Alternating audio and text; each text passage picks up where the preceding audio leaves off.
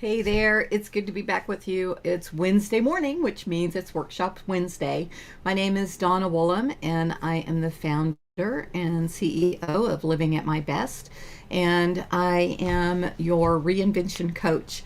I'm working today with women who have found themselves kind of looking on the outside of life. You've had a big dream, a big goal, a big vision, but somehow life got you sidetracked. And I work with women to help them get back on track and get back into the life that they love. So if that sounds like you, be sure and check out all of the resources that I have for you at my website, donnawoolham.com.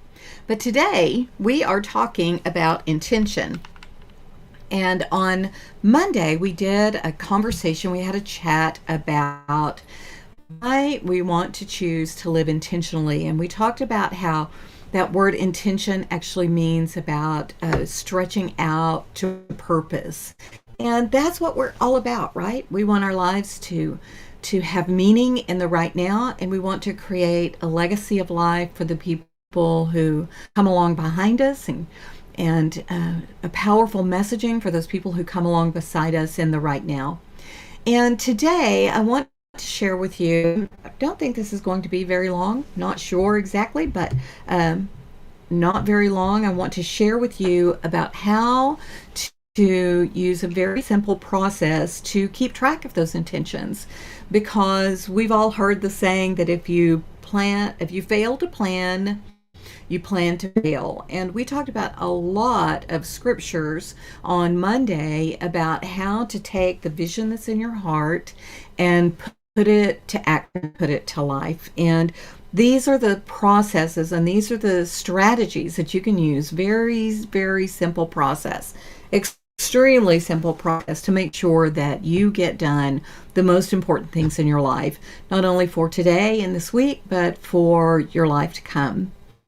So as we begin, the first thing that I want to encourage you to do, if you don't already have one, is to think about grabbing a Google Calendar. I'm going to show this. I'm going to share this on my screen right now. Hopefully you can see that. And I've created just a basic Google Calendar. You can see I've got a ton of them over here. But what I did, you can just come over here and click Create. Whoops. We're going to come down here and create a calendar, and I'm going to call it Basic Scheduling. And of course, you will have your own Gmail account, your own, all of that kind of thing. You'll need to have that in order to create the calendar, but you can just go to calendar.google.com. It's right up here. You can see where I'm moving my cursor, and you do the create calendar. And once you have that, you can come over here to this basic scheduling calendar, and we are looking at it in here. And so you have all of this, and you can set it up to be by the day, the week, the month, however you want that. I'm going to actually show just the week, but if you want the month, then you would have that. And you've probably done this before, so it's, or you have a calendar. You can also just use a basic paper calendar if you want to do that too. I mean, that's fine. There's not anything wrong with that. I use both. I have my planner right here that is filled up. I use my digital calendars so that things stay connected to my telephone. The great thing about a Google Calendar is that a lot of programs will sync with a Google Calendar. So if you have a work calendar that you're working with, that kind of thing, it can sync into that, and you can keep track of everything. So the first thing is decide what kind of calendaring process you want to use. As I said, I'm showing you in the calendar, but you could use anything. You could use an iCal, you could use your Outlook calendar, you could do whatever you want to. So that's the first thing. The second thing that you want to do is to look at your calendar and decide, hey, what are my non-negotiables? So for me, I go to church on Sunday morning. So I'm going to create from 10 a.m. to 2 p.m. because I usually go to lunch with my friends. I'm going to put church and lunch. And I'm going to save that, and that's going to block that off on my calendar. On Monday mornings at 9 a.m., I do a live stream. So I'm going to make sure that gets popped in there. That's a non-negotiable. On Wednesdays from 11:30 to about noon, I do Workshop Wednesday. That's what, whoops, this is. So that's a non-negotiable. On Friday mornings, I do live streaming in the Living at My Best group. So live stream to groups. So that goes in there. On Thursday evenings, I have dinner with kiddos. So from about 4 on, and you could do it for as long as you wanted, but it's like family dinner. On Saturday afternoons from noon and on, my younger son and I hang out. So hang out with me. So I've got that going on. And so all of these different things, I want to make sure that I get popped in there. I do coaching on particular days. I do outreaches for particular days on Tuesday evenings. I have my life group, so I want to make sure that's in there. This is your group of things that are non-negotiable. They're the things that you're going to do every single day that week, whatever it is. If you've got family time, church time, if you're working a regular 9 to 5 job and you've got to be at the office at 8:30 till 5, then you move that across. I can show you how to do that.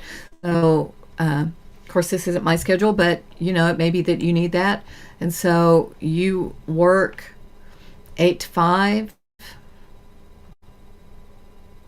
Monday through Friday, and you can fix that so it repeats. It repeats every day. You just type in work.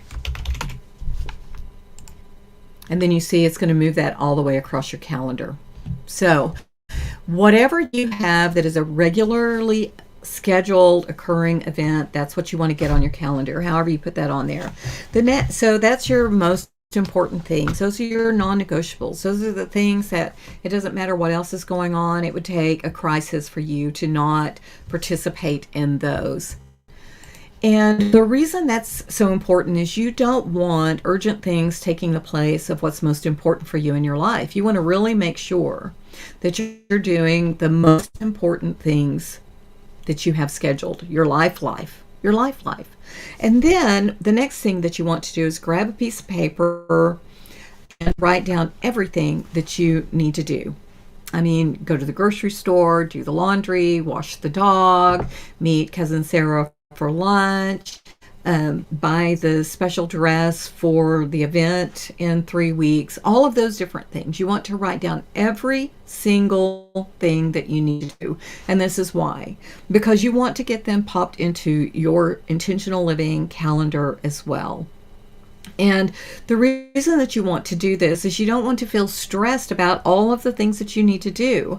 The first thing that you're doing is you're creating a time and a space, Sunday, Saturday afternoon, Monday morning, whenever the best time is for you. And I learned this process through the Life Coach School, and they actually call it Monday Hour 1. The first time, they recommend the first hour of your day on Monday morning is when you sit down to do this. I particularly like to do these on Sunday evening because that's when it's most quiet for me and I don't have a lot of outside interruptions, and that time works best for me. So you schedule in that time. Let's go back over here to our calendar. I'll show you. So from 7 to 8 is weekly scheduling, intentional living. And you pop that into your calendar, weekly scheduling, intentional living. And during that time is when I am going to sit down and think about everything that I need to do during the week. And yes, that includes the laundry that I need to do, the floors that I need to vacuum, my Mercy that needs a bath, all of those things that need to be plugged into all of my life. And once you do this, then you're able to create this understanding of everything that you have to do. And that may feel overwhelming. but it's better to have it out on paper than to be surprised by it. Now, the next thing is, say you need to go and buy that dress for the special event in 2 weeks. There are some other things that are going to go into that special event. So if you put on your calendar that in 2 weeks you're going to this special event and you need to buy the dress, well, what else do you need to do? Do you need to buy shoes? Do you need to arrange for a sitter? All of those things that are associated with that event here in a couple of weeks, you want to get them written down as well, because then you can pop them into your calendar. We have a lot of holidays coming up. Excuse me. Let me have a drink.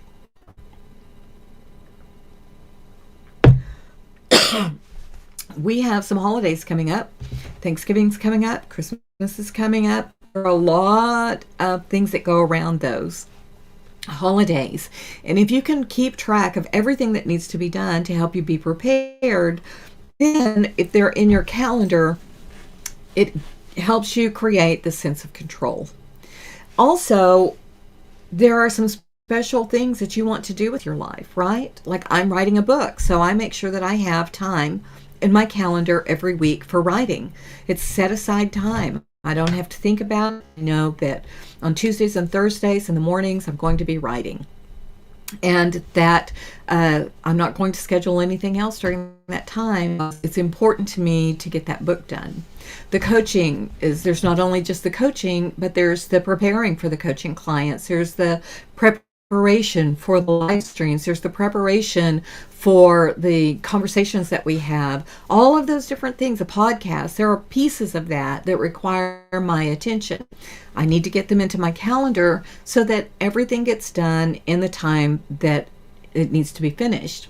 Well, what happens is you're going to see that there are a lot of spaces that are filled up, but you're also going to have a lot more of the open spaces, and you're going to see where the open spaces are in your life. Things, the time whenever you can just kick back and relax, when you can watch TV and not feel guilty about it, when you can plan an extra special, extra long lunch date with your best friend that you haven't had time for in the last 2 months. All of those different things, those open spaces then create some space for you to live an extraordinary kind of life. And the reason these open spaces are important is because, life just isn't about the tasks, and it isn't just about the events. It's about the relaxation and rest. And even Kelly Thorne Gore, who you'll hear her interview in the next couple of days on the podcast, she posted on her Instagram page that she needed to take some time off and listen to her body, what needed to be done. And there are times when you just need to sit and do nothing, decompression time. And if you have all of this other stuff scheduled, then when you're sitting and binging 2 or 3 episodes of your favorite show on Hulu, Netflix, or Paramount, there's no guilt about that, because you're not thinking, oh, I need to do this, I need to do laundry, I need to wash the dishes, all of this kind of stuff. You've already got it scheduled. You've already planned for it. You don't have to feel guilty because you're sitting and doing quote unquote nothing.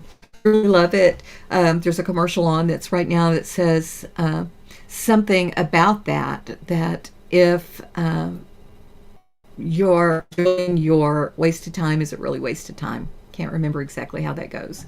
But this is the important thing, is that you are creating around your life some boundaries and some opportunities. Now, you're also going to find that there will be probably some open times. Maybe you only work half a day on Tuesdays, and maybe you don't work at all on Fridays. And so you've got all of this extra time in here, and you can block off an hour here and there for time. And that means that if you had a project that was due, you have a project that's due later in the week, but you find that you have some extra time here, you can work on that. Or if you had some things that maybe you didn't get it quite finished on Monday, you could have this time on Tuesday. Or maybe over here on Friday, you have some extra flex time that you can put in there, maybe for some of your personal things. And so you could change that to personal flex. So if you needed a little extra time to work on a project, you could do that as well. The last thing that you want to do, gosh, sound like I'm going through puberty. The last thing that you want to do, I mean, I've created my schedule, my weekly scheduling intentional living, is that you want to also create at the end of your week your weekly celebrations and tracker. We're just going to call it that. I call it something different with mine, but weekly celebrations and tracker. So at the end of your week, sit down in here and you're going to go through everything that you did in the previous week. You're going to, in the week prior, you're going to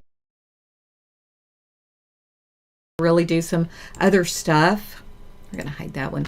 That, you needed some extra time or some carryover time to the next week. You make note of all of that in your schedule so that you have it ready for you when you sit down to schedule the next week. You don't have to worry that you've dropped something that you need to prepare for in the upcoming week. And also to just give yourself a big high five. Yay me for being able to complete everything that you did in the week and being able to celebrate yourself. So you can look at all of that and say, wow, I got all of that done. Go me.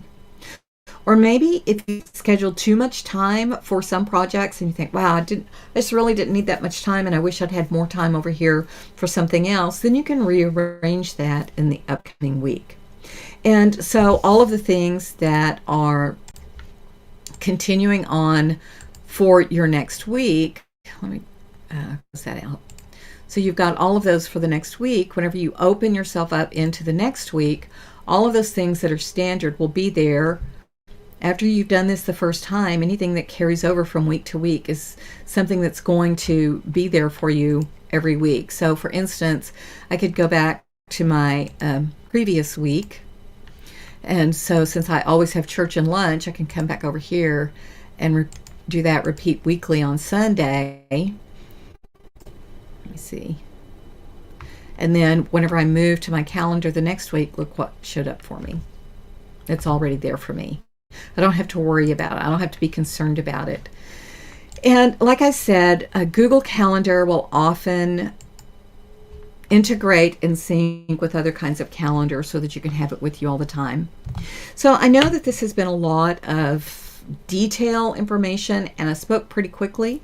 So if you have any questions about it, be sure and message me in the app or send me an email at donna@donnawoolham.com and I'll be glad to go over that with you some more. Life is we wish that it could all be fun and games, right? We wish that we could just do the things that we want to do all the time.